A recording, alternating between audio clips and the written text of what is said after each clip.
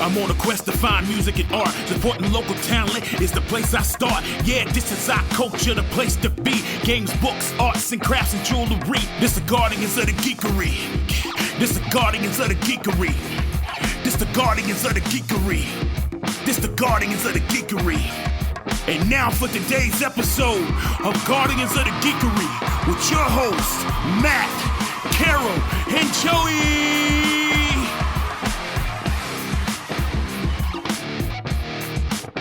Hello, and happy Flamingo Day. All right, that's not that.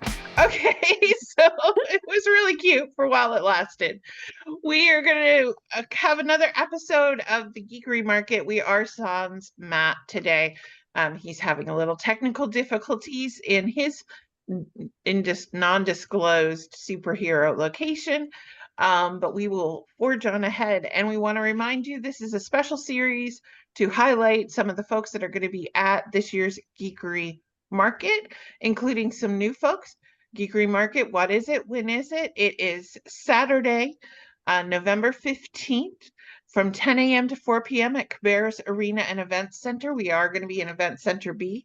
It is 30,000 square feet of geeky awesome, and it is for the amazing low price of free. We just ask that you bring a canned good or non-perishable food item, either for people or for pets, that we can then go ahead and donate to Second Harvest Metrolina Food Bank. And they actually service Western North Carolina, including some of those individuals who are still trying to recover from Hurricane Helene. So it is very near and dear to our heart. But now that we're through all of that, we want to talk about one of our newest members of the Geekery Market family, and that is none other than Anna Klinger, who is coming from the Majestic Menagerie, right? Did I say it right? Right. Yay! Yeah. And we actually met you at an event in Mount Holly recently. And we were like, you have to come because, as you can see, she has dragons and other amazing creatures. Yes. So welcome, Anna. Hi. I really appreciate you talking to me and inviting me to the market. I'm super excited about it.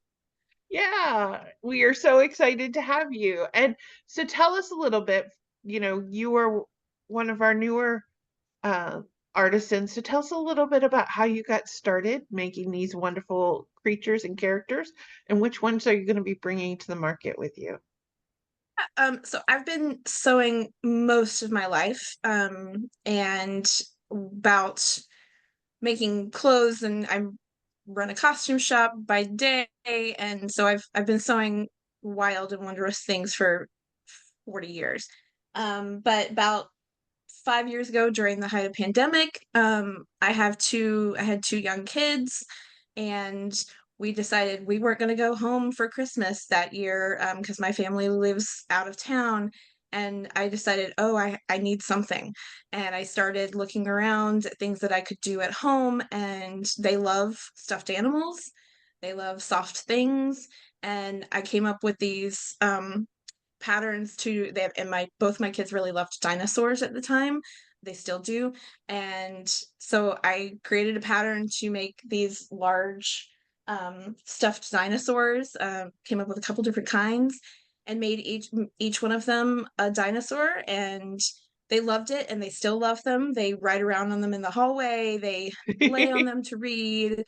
And then I came up with the idea to do a couple other different creatures. I've made unicorn. The majority of the items that I do are dinosaurs and unicorns. I've also made frogs, and I've been able to take some of the patterns and create little dragons with them, flying unicorns, things like that. So I just realized that there was a need for large scale, soft stuffies, and a lot of my friends just started asking for them, and people started asking for them. So I sold a bunch just kind of on my own, and then realized maybe I could do this for craft fairs and get my name out a little bit more. So they're super sweet. I started making them with weighted feet as well, because I know that's a need. My son really loves his weighted animals and weighted blankets. Um, so I've started doing that as well. And I just love them. They're a lot of fun to make. And I love weighted. I will confess, I sleep with a weighted unicorn every night. Not yours, because I didn't realize they were weighted, but yeah, I mean, even as an adult, it's my favorite pillow because you can just move it and have the pressure where you need it and all that kind of stuff.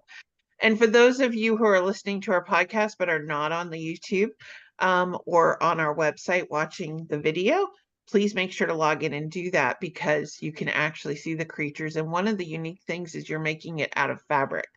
You're not Mhm. making it crocheted, although we love crochet. You're not crocheting it or knitting it, so you're not having to worry about yarn getting torn or fuzzy or worn. You're dealing with fabrics and amazing patterns as well. So, do you want to Yeah. show us a couple more of them on camera? Sure, we've got they're all made out of flannel, like washed flannel, so they can be washed. The big ones is more of a spot clean thing because their necks here have for structure they have a pool noodle in there, so I wouldn't stick them in a wash machine. But you can spot clean them. I've done that a lot. And I love any kind of patterns. I didn't want them to be I didn't want to stick with just doing some traditional colors for that people gender colors all the time. So I knew that I wanted bright colors, bright patterns. So this guy has a pattern of some Loch Ness monsters, I which I love think it. was really super cute. And this kind of shows one of my styles of the dinosaurs. This is a based on a plesiosaur, which has more like a fin rather than foot. And that's the one my son wanted. Um, and then these are really sweet because it's for kids a lot. I've sold them to adults though, so it's um any pattern works. But I've got some soft baby colors and shapes that they are able to see a little bit better. Not too busy. And then my unicorns, they're a little bit more in depth. Got really beautiful bright rainbow stripes, and they have tulle mane and tails. Um, Everything's handmade. They're stuffed with poly cotton batting, and I make sure that they're like I said, all washed beforehand, and they don't have faces particularly, but if somebody wants some button eyes or anything like that, I'm more than happy to do so. I have a lot of different fabrics that I can custom make depending on which fabric you particularly like. Um, I think and for those of you listening, the size of these, they're really big. I yeah, love the size of these. Um, and the Loch Ness Monster one with a Loch Ness Monster fabric is just that is amazing. That is amazing. That is Yes. absolutely amazing. thank you. I absolutely I love it. I really love the big ones because, like I said, my children were 3 and 6 when I made these for them, and my 3-year-old, what he might have been even he was 2 actually, and he rode around on it. He used it as a pillow, laying in front of the TV or just reading, or playing with his other toys. And so it's really they're really comforting. They give you great hugs. And sometimes, it's just kind of nice to hold them and squeeze on them a little bit. That's why I found the big ones to be really special. Um, and then I made a smaller version because obviously if you want to be able to carry them around or have something, or you have a child who may want something a little smaller, these are great as well. And the weighted ones have a really amazing weight to them. The weight is all in the feet. Um, and so I've had a lot of people react to, like, it just feels really good. It fits in your hand really well. Um, but I have kids that I get pictures from parents who say this is the one thing they sleep with every night, and or they drag this thing around everywhere. Um, so that's really been special. And like I said, I love the big ones so much. because they work for anybody, really. You could put them up on your bed and land, use them to set yourself up or anything like that. They're about 2.5, 2.5 feet long, and probably, I'd say, at least 20 inches tall. The And flippers depending on on that Loch which one Ness it is is. what's so much fun because Yeah. it's not your standard just little legs underneath you, you know? And Right. even, yeah, it just makes a difference. Yeah, and this is the different, there's this is the other one that has the more of the feet, but they splay out a little bit, so they're able to lay on the floor and flatten themselves out. And I love this because it's got all kinds of different dinosaurs on it, and I like the different, playing with different colors and patterns that you may not typically find in stuffed animals. They're not they're super soft because of the flannel, but they're not like fuzzy or like you said with the crochet, it can catch on things, it can start Yeah. to wear out. And these have lasted a really long time. So I think they are one of those things that can stick around with your family for years.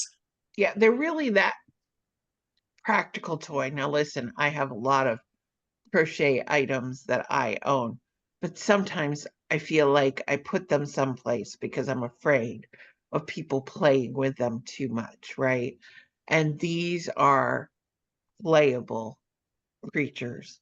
They're meant to be played with, and you can instantly see that. I totally see you though having to do like a Loch Nessie and then a baby one so that they can take the one with the same fabric with them when they travel and keep the big one home, right? So Yes. Yes, not that I'm that's a trying to really good double your idea. I do sales or have anything, but you know. yeah. Yeah, because these don't, my kids would try to bring them on trips as well, and they definitely take up room in your car. They almost But need their if own you have seatbelt. Yeah. exactly. But if you So have a smaller version too, there's your travel version. exactly, that's what I'm saying is, you know, you just be like, hey, I can make you a travel version as well. So I love that. um yeah, I once dated a guy in high school, college, and um had to fly from North Carolina, where we are now, home to Massachusetts. And his mother came to the airport and brought me one of these 4-foot size stuffed animals. Wow.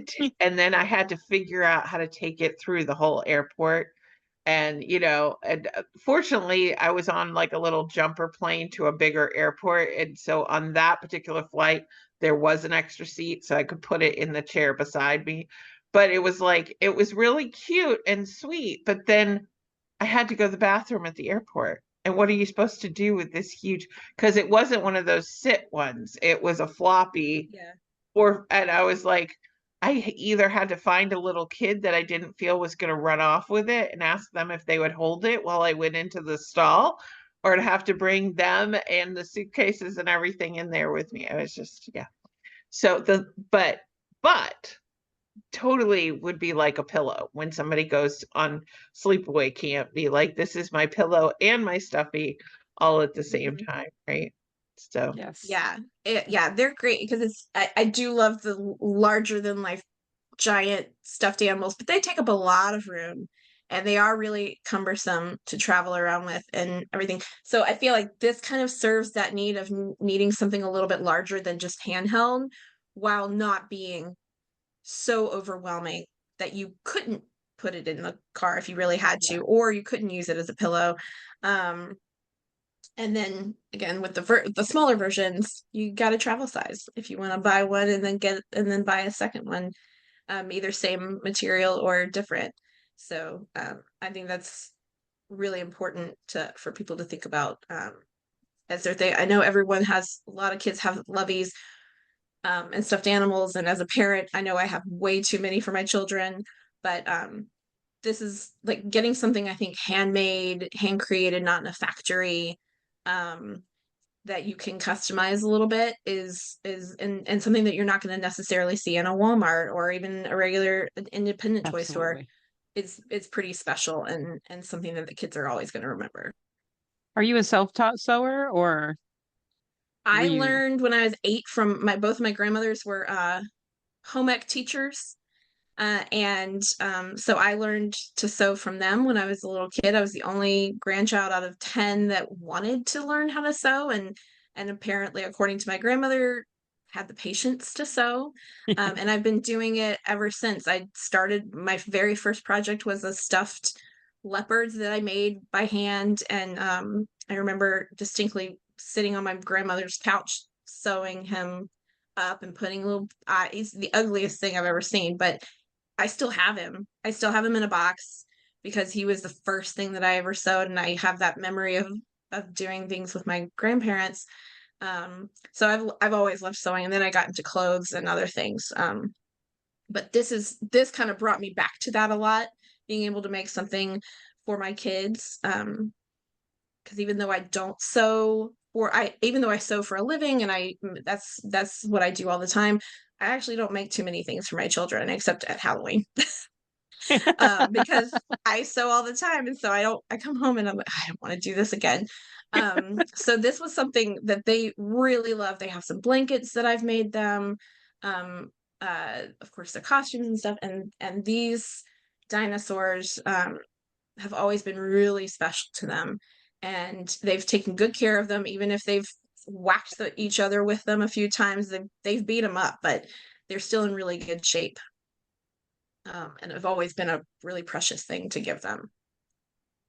So And- pillow fights with Nessie plushies. That Yes, you could finally answer whether Godzilla really would beat Mothra, because you just make one of each and have the pillow fight. Exactly. I'm starting to explore different styles of like more of an upright. I've had several kids say, "Could you make me a T-Rex?" I'm sure I can. I haven't done it yet, and I'm going to try to explore that before the market to see if I can get a few of those made up. It's ingenious using the pool noodle for the neck there, because I do find, because I love Nessie, but I find that stuffed Nessies, they do tend to have that floppy neck. It's really nice to see, to have that, like, Now, if I had a pool stability there. noodle in my flamingo hat, might be better off, because it's actually It would be staying. like, Well, By the way, it's you're an also missing my flamingo my flamingo robe. nose, your But, flamingo yeah, nose it's a just robe. hanging there. Yeah. And it's an inexpensive thing to use, and something that gives it another life, which I like. I like using things that I can repurpose. And it's still soft enough that it's not going to break. It's not wire, it's not wood, it's not anything that I worry about. It's still really soft. You can still move it a little bit, but it does give the resistance that it needs and support the structure of those necks.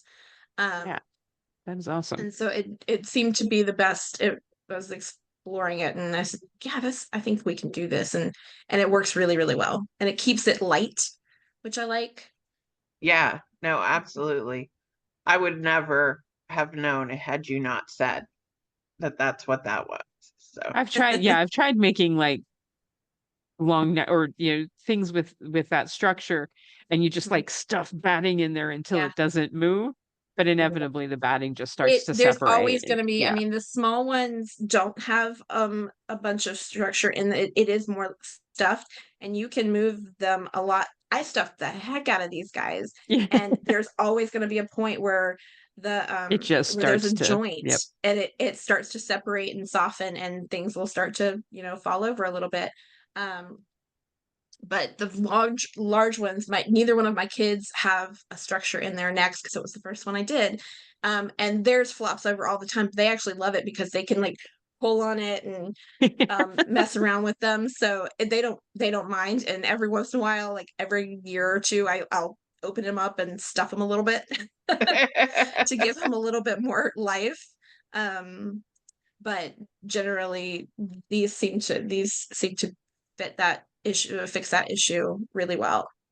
So there is a Menagerie General Hospital then, right? Yes, they will. Yes, I do a lot of stuffed animal surgeries, and we put them under with a little cup, and they wait for them in the waiting room, and then I sew them up, and they're like, "You're not going to hurt them, or nope, they're completely under. They're not feeling anything, I promise." You'll be able to smash them full around and hospital lay on room. top of them soon. Yeah. Well, we are so excited to have you at the Geekery Market this year. I just think that kids are going to love them. I know that we already love them, right, Carol? Carol's like, We're kids at heart. yes, yes, we are. Of course. If people want to go online and look at your items ahead of time, what would be the best place for them to go and look? So I have an Instagram specifically for Majestic Menagerie, and that's Klinger, KLINGER 7491, and I can put out the QR code. So I don't know if there's a way to get that to you, Yeah. to put that on. And we do Venmo and Cash App, and we can work out other ways of payment if we need to. But yeah, I've been posting a few things. I have the different fabrics that are available as of right now, and that always can change. Now that Joann's is gone, it's a little bit more difficult because that's where I used to get a lot of my flannels. Yeah. But I bought a lot beforehand, so I still have, and sometimes I'll make them out of fleece and things like that, which makes them even softer. So there's different materials sometimes, but You'll have to check yeah, out the Instagram is the Upcycle main thing. Arts too. Have you been there yet? I have, and they're great. So I'm gonna go back there and start looking for some stuff potentially for them as well. Especially with the smaller things, it doesn't take a lot of fabric, and I'm able to use the leftovers from these guys to maximize how much fabric I use, which is great. Good job. So yeah, I've got on Instagram, I'm going to be posting more pictures, and people can contact me if they want to order ahead of time, or if they want a specific one brought to the market for them. I'm open for any kind of orders. Yeah. Awesome. And trust me, folks, you may think Labubu's the big thing, but really it's the Majestic. You got to get your Majestic on. Yeah. These are way better. These are way better, and they're Yes. harder to find because it's only as much fabric as she has, folks. So, One of a kind. one of a kind every single time. So make sure you check it out. Well, Anna, we are so glad to have you this year at the market. So glad that we met you, and we cannot wait to see all of your creatures in November. So please make sure to check her out on Instagram. We will have that link in the show notes. And if there's something specific that you want, make sure that you tell her ahead of time, because again, these are going to be one of a kind items. So each one's going to be a little bit unique, a little more different. And if you want a certain thing, you need to let her know. So, and we will see you then. Thank you so much. I really appreciate the time. Yeah, no problem. We'll talk to you soon. All right. Bye-bye. Bye-bye. That was an episode of Guardians of the Geekery. Thank you for listening. Check us out at guardiansofthegeekery.com and stay tuned for more content.